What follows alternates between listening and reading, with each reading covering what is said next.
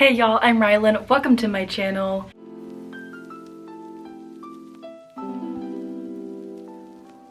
In today's video, we are going to be going over my March and April wrap-ups.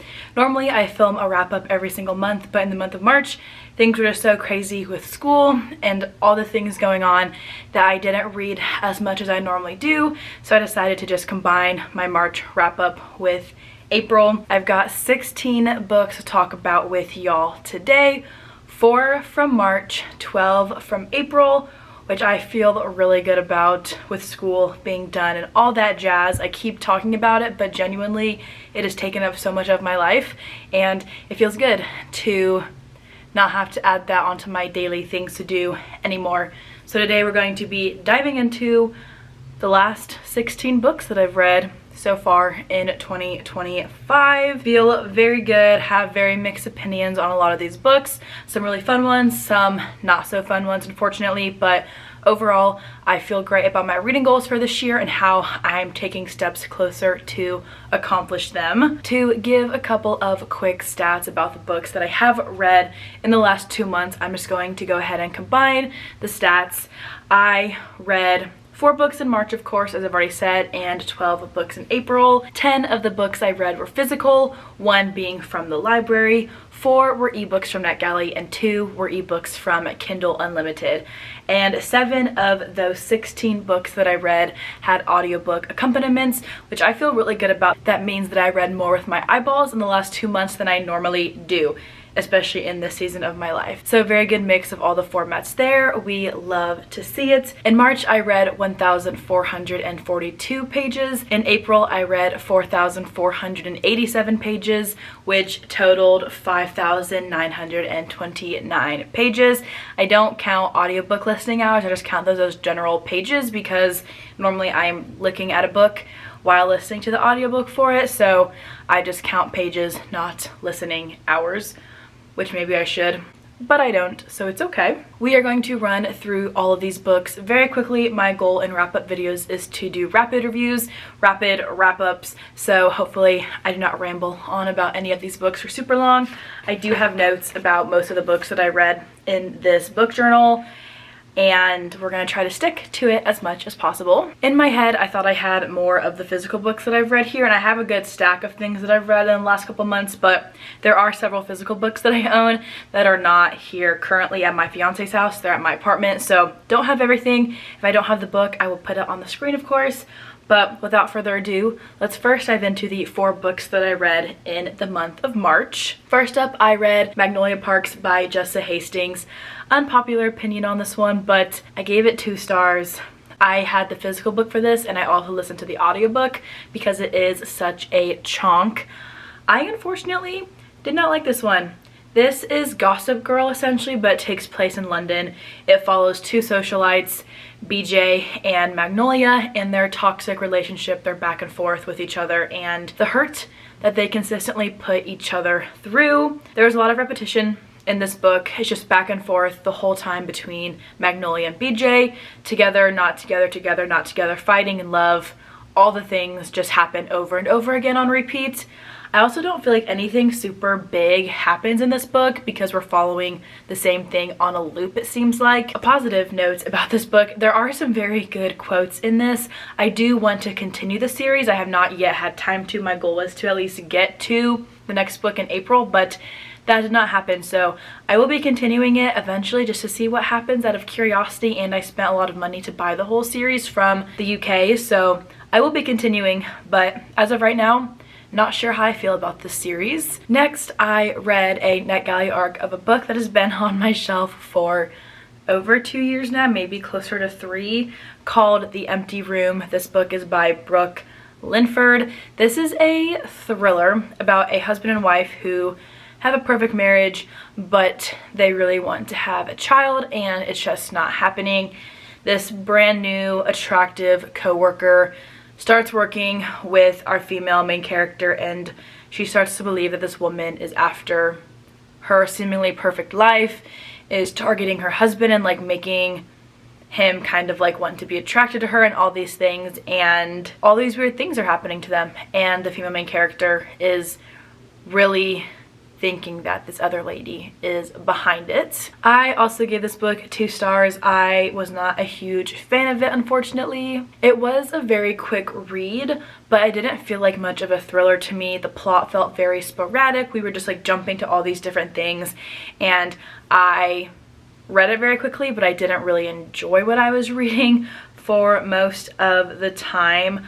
I do think this book could have been a lot more interesting if it was told not just from Emily, our female main character's perspective, but also the perspective of Victoria, who was the quote-unquote bad guy in this book. From Emily's perspective, she thought of Victoria as this very evil person. I think it would have been very fascinating to get her take on things as well. The one physical book that I have with me from the month of March is Past the Broken Bridges by B. Celeste. I actually read this one as an ebook as well on NetGalley, but I pre-ordered a copy right before its release date, and I do have it on my shelves officially. I did do a single book review for Past the Broken Bridges, so I'll tag that above if you want to go watch it.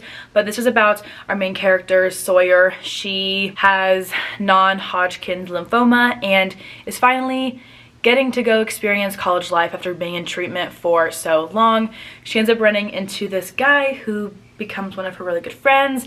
They start to fall for each other, and their past together comes back to the surface. Both of them have their demons, and they heal together and fall apart together, and it's really sad but also very beautiful. I gave this book 4 stars. I did really enjoy it. Also some very good quotes in this book. If you enjoy contemporary books with romantic elements that don't necessarily end happily, would recommend this one. I don't want to call it a romance because it's not a happy ever after, and I think that's important to make note of before going into this with certain expectations, but get your tissues ready. I really enjoyed this one. I've really enjoyed most of what I've read from B. Celeste, and cannot wait to see what she publishes next. Finally, in the month of March, I read Count My Lies by Sophie Stava. I read a physical copy of this book from Book of the Month. Also think I had audio with it. Binge this book very quickly. It is about a compulsive liar who finds herself entangled with this very wealthy family who needs a nanny, and turns out she's not the only one keeping secrets or hiding the truth from the family that she is working with. She's not the only one who tells lies to make her life seem a little bit better than it really is. I really enjoyed this one. Such a fun debut thriller. I binged it. It's very bingeable. You get multiple POVs in this one. Very suspenseful. Very much a drama book. There's lots of lying, lots of secrets, but if you're looking for something fun and easy and quick to get through, I would definitely recommend this one, and I cannot wait to see what the author ends up writing next. That very quickly concludes my March portion of this video. Moving on into my April wrap-up. First, I read The Chamber by Will Dean. This is a book about 6 deep-sea divers who go on a very standard mission to the bottom of the ocean to fix some pipelines or do like regular maintenance work on them, and after the first dive, they all start dying one by one, and nobody knows why. This book is written in such a clinical way that adds a lot to the tension and suspense of the novel, and I really enjoyed that. You also get this super unique setting. It's super isolated, but you're underneath the ocean, which I haven't read before, so I really enjoyed that very interesting and uncommon setting. In this one, I did talk about the book a little bit more in a thriller recommendations video on isolated settings, but overall, I really enjoyed this one. I gave it 4 stars. I only read it with my eyeballs. The chapters are super short, such a quick read, and I did not want to put it down. Would definitely recommend checking this book out. The next 3 books that I talk about, I have a reading vlog for, which I'll also go ahead and tag above. First up is The Cellar by Natasha Preston. This is a book about a young girl, I think she's 16, who gets kidnapped by this serial kidnapper slash serial killer, and he keeps her trapped in his basement with a couple other girls that he calls his flowers, and he changes all their names to names of flowers. This book was a reread for me. I gave it 3 stars. I read it on Kindle Unlimited. I read this back when it was on Wattpad before Natasha Preston started publishing traditionally, and it was as fun as it was the first time. A little bit cringier than I remembered, but of course I'm 10 years older than I was the first time that I read it.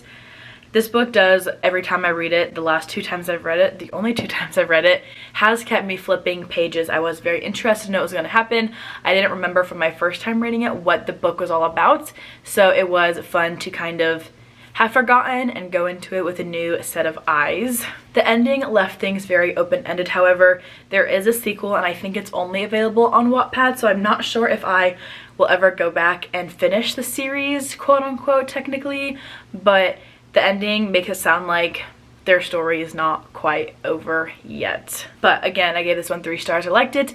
Not my favorite book ever, but it was fun and very much gave me flashbacks to the first time that I read it. Next is June 1st by Jennifer Hartman. This was the March pick for the Mending Hearts book club. I did not read it on time, but that is okay. This is a very tragic romance, a very tragic love story about our 2 main characters, June and Brant.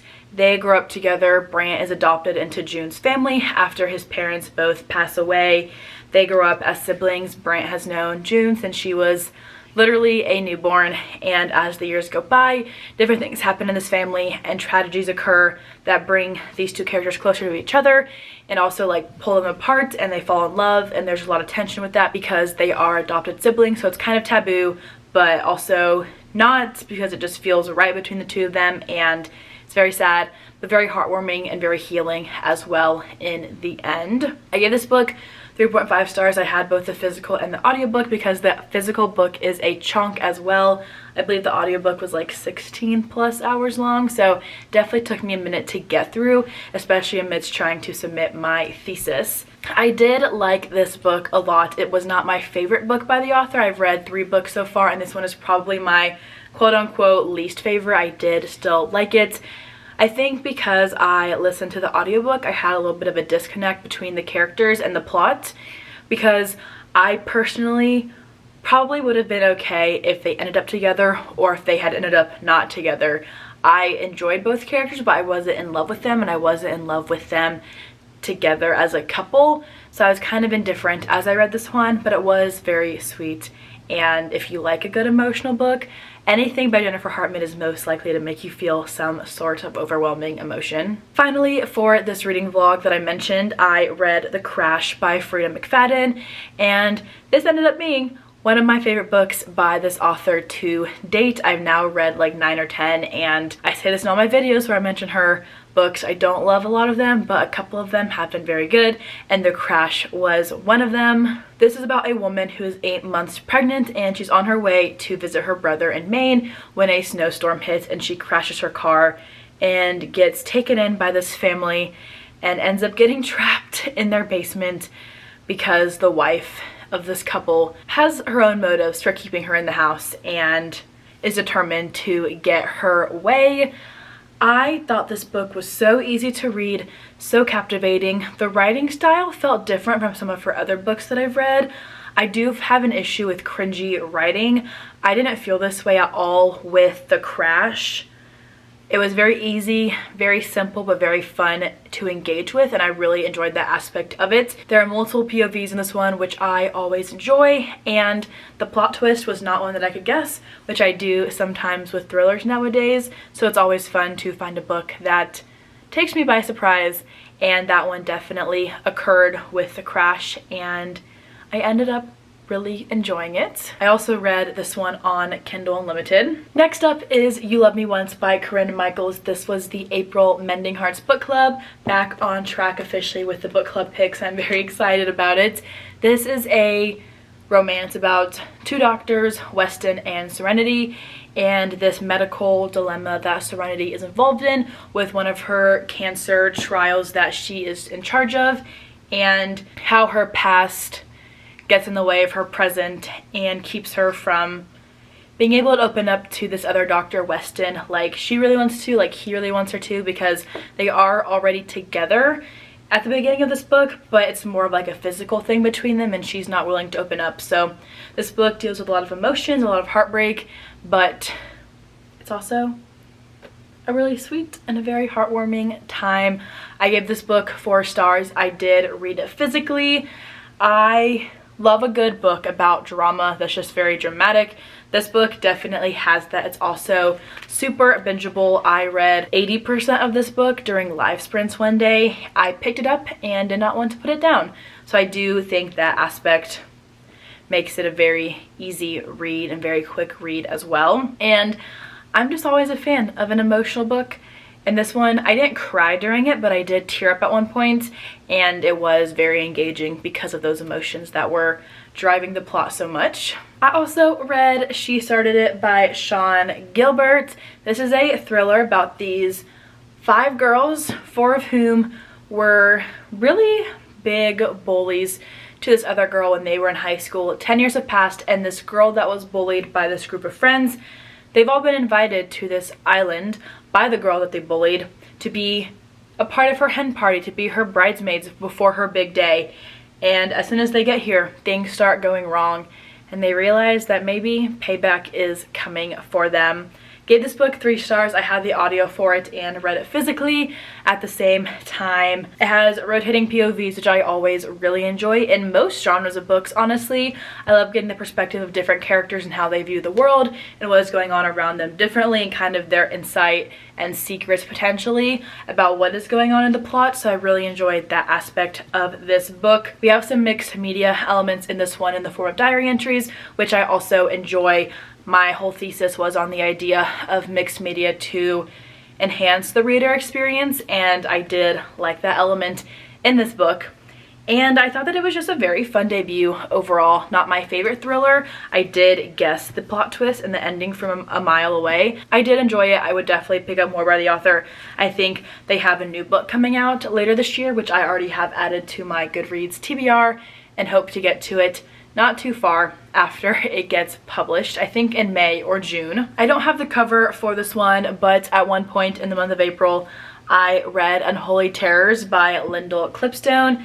This is a book about this girl whose mom has been dead since she was a baby, and she doesn't quite know the truth about how her mom was killed or passed away or whatever happened. She does not know. And there's these monsters that haunt, or like that stalk, I guess, their city, their town, I don't know, this group of people that live in this world. And she ends up following one of these monsters on a journey to find out the truth about her mother, and they end up falling in love in the process. I gave this book 3 stars. I also had an audio and physically, of course. I read 2 other books by this author, and I really loved one, and I felt very about the other one. But I do think that Lyndall Clipstone writes very fun YA fantasy books. I don't fall in love with all of them, but I do like them for the most part. This book very much deals with the question, what does it mean to actually be a monster? What is a monster? What is real love between 2 people? It deals with identity and family dynamics and trauma and just the unknown. So while I liked elements of this book, there were some times when I was a little bit confused or not super interested in the plot, but overall, I thought it was a fun, easy young adult fantasy. This is the type of fantasy that I enjoy reading because it's very easy to follow along for the most part, so I did like that aspect of this book. I also read Sunrise on the Reaping by Suzanne Collins. Got to this one also not too far after it was released. I read this book so quickly, y'all. This tells the story of Haymitch, who is Peeta and Katniss's, mentor in the Hunger Games in their trilogy. This tells his story and the time that he was in the games and everything that happened to him years before Katniss and Peeta were born. I loved this book. I gave it 4 stars. I didn't think it was a 5-star read for me personally, but it was very nostalgic, very much put me back in the world of the Hunger Games, more so than the Ballad of Songbirds and Snakes did. I thought that this one was a lot more nostalgic of the world that Suzanne published decades ago at this point, pretty much, and I really enjoyed that. There were also very fun mentions of other characters in this book that we get to see in the Hunger Games trilogy. I won't say any official names, but it was sweet to see some of the characters play a role in Haymitch's life, who also played a role in Katniss and Peeta's life, and it made more sense why things with some people happened in the Hunger Games because of the relationship that Haymitch had with them in this book. That's all I'll say about it. It was also a super quick read, which I always enjoy. I binged so much of this book in one sitting and just overall had a great time with it. Very much makes me want to pick up the Hunger Games trilogy again. Won't do it right now, but someday definitely will be doing so, and probably rereading this one along with it. Next, I read The September House by Carissa Orlando. I had this as an ebook on NetGalley. Also got the audiobook for it because it's been published for years now and I still had not gotten to it. I gave this book 3 stars. This is a horror novel about this family, this couple who moved into this house where all these very weird and bad things happened in the past, and every September comes around and they start getting very haunted by the things that happened in the house and stayed in the house. And when our female main character's husband goes missing, their daughter comes into town to try to help find answers, and just a lot of very weird things happen in this book. It was a little bit too much for me, a little bit over the top at times personally, and not my style of horror, if that makes sense. It's also a very long book, a lot longer than I anticipated, so I was kind of bored at times as well. And overall, I liked it, didn't love it. It was engaging enough. The ending was pretty weird, but that's kind of what you sign up for with a horror book. So 3 stars for this one.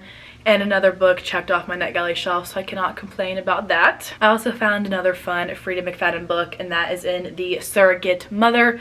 I gave this book 4 stars, read it in less than 24 hours, binged it so quickly, but this is a thriller about Abby and her husband Sam, who want a baby, and they've been having a lot of infertility issues, and Abby's assistant at work ends up volunteering to be their surrogate, but she has other plans with this baby that she ends up carrying for this couple, and it's very creepy, very weird, but also super fun.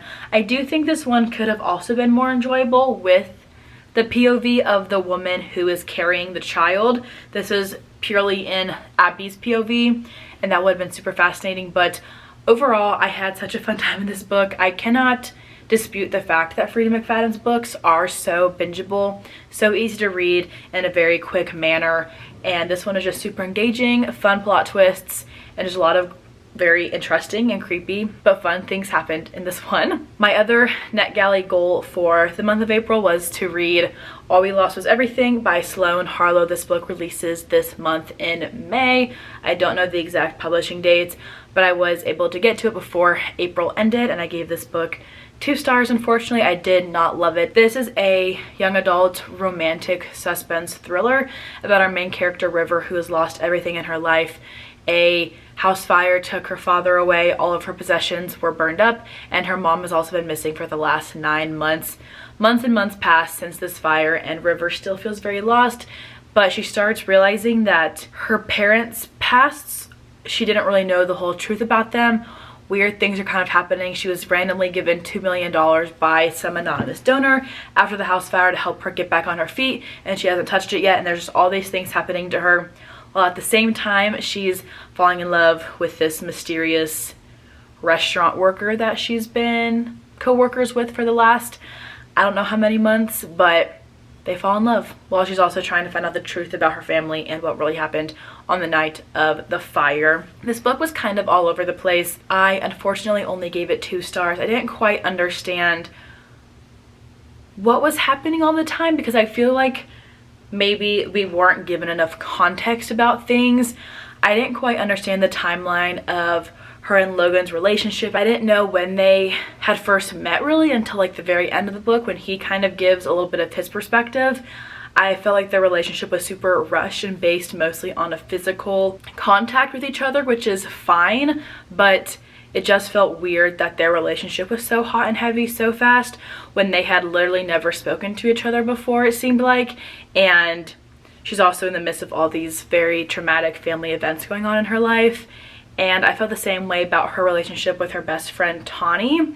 There just wasn't enough context, I don't think, in this one to help me really place my feet or my mind in the plot of the book, and that made me struggle to follow along or super enjoy it all the way. The last book that I read in April I just finished, and that is Rouge by Greer Rivers. This is the second book in the Tattered Curtain series. This is a billionaire dark mafia romance about Lacey and Keon. They were betrothed to be married for years, and something very suddenly happens that makes her and him get their contract broken, and she ends up getting engaged to this very older guy and tells her that he has evidence that her father, who is trapped in prison, is innocent, and that he will only testify in his favor if she marries him. And she doesn't want to, but she agrees. But Keon has other plans and ends up taking her, and they get married, and nobody knows it while she's still engaged to this other guy, and it's very fun. I didn't love this book as much as the first book in the series, which was called Phantom. That book made me sob. I was obsessed with it, and I also don't quite know what the connection is, if any, between this book and the first book in the series. I don't know if there was any inner connection or like name dropping or anything like that, so I was kind of expecting that honestly with this one, but maybe I need to go back and reread the first book to see if I recognize any names. But I figured I'd have a fun time with this one after reading Phantom, and I very much did. I have not read a dark romance in forever, but once I got into it, it took me a little bit of time to get into it. I did really enjoy it. I cannot wait to finish up this series by reading the third book at some point. One of the very few series that I may or may not actually get completed by the end of 2025, which would be very awesome. I read the first book in this series last year and got to meet the author also last summer. And I just think that is so much fun. But those are the 16 books that I read in the months of March and April. It feels so great to be able to have the time to pick up books again and just be able to enjoy reading without thinking about other things going on in my life. So many great books in this list. Found some new favorites, found some new books that I really enjoyed, and had a very great mix of NetGalley, Kindle Unlimited, physical books, all the fun formats that are helping me accomplish my goals for 2025. If you read any fun books in the month of March or April, feel free to comment down below and let me know. Would love to hear your thoughts on the great books that you have been reading. Keep an eye out for my May wrap-up coming sometime at the end of May or early June, because I will be back to posting a wrap-up video every month. But for now, that is all that I have for today's video. Thank you all so much for watching, and I'll see you all in the next one.